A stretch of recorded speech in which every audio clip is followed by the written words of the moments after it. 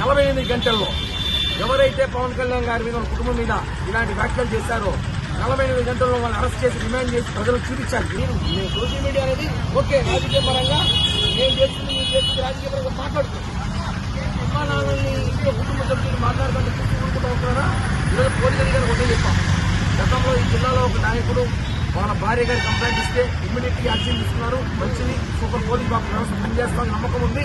అదే నమ్మకంతో 48 గంటల్లో ఎవరైతే పవన్ కళ్యాణ్ గారి మీద కుటుంబం మీద ఇలాంటి వ్యాఖ్యలు చేశారో 48 గంటల్లో వాళ్ళు అరెస్ట్ చేసి రిమాండ్ చేసి ప్రజలకు చూపించాలి. ఇలాంటి వ్యాఖ్యలు చేసి వీడియో చూపించాలి. లేని పక్షాన మేము అధికారంలో ఉన్నామన్న సంగతి కూడా పక్కన పెట్టి రోడ్ ఎక్కాల్సి వస్తుంది. రోడ్ ఎక్కి ధర్నా చేస్తే అధికారంలో బాగోదు.